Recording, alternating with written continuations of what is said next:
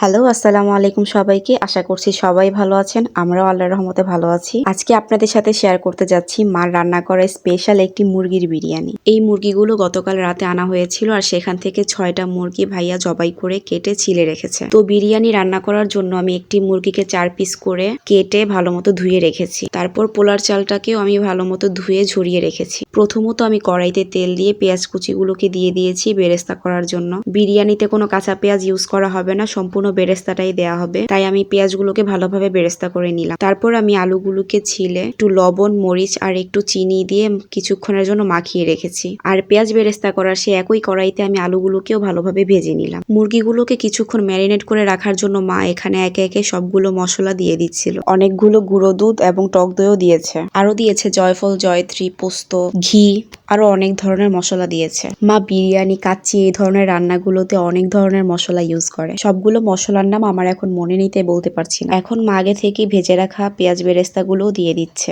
আর কিছু বেরেস্তা উঠিয়ে রেখেছে রান্না শেষে বিরিয়ানির উপরে দেওয়ার জন্য।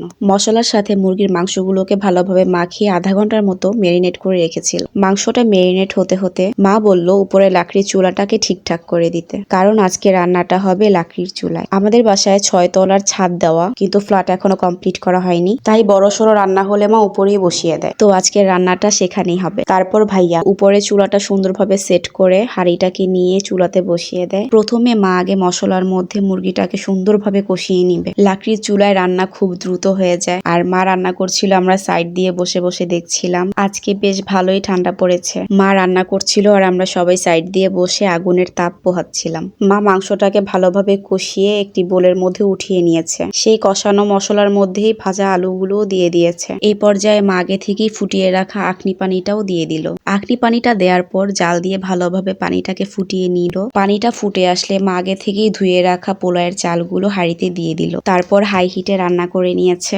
তখন রাত অলমোস্ট 10টা বেজে গেছে আর আমরা বসে বসে গল্প করছি আর মায়ের রান্না দেখছি। বাহিরে বেশ ভালোই বাতাস ছিল আর আমাদেরও খুব ঠান্ডা লাগছিল। তারপর পোলাওয়ের চালটা 60% সিদ্ধ হয়ে আসলে বলে তুলে রাখা মুরগির মাংসগুলোকে দিয়ে ভালোভাবে পোলাওয়ের চালের সাথে মিশিয়ে নিয়েছে। মেশানো হয়ে গেলে বাকি বেরেস্তাটুকুও মা পোলাওয়ের উপরে সুন্দরভাবে ছড়িয়ে দিয়েছে। এখন মা বিরিয়ানির উপরে আবারও অনেকটুকু ঘি দিয়ে দিয়েছে। পুরোটা রান্নাতেই মা একটু পরপর ঘি দিচ্ছিল, তাই বিরিয়ানিটা খাওয়ার সময় এত সুন্দর একটি ঘিয়ের স্মেল আসছিল, খুবই মজাদার। সবকিছু দেয়া শেষে মা বিরিয়ানিটাকে সুন্দরভাবে দমে বসিয়ে দিল।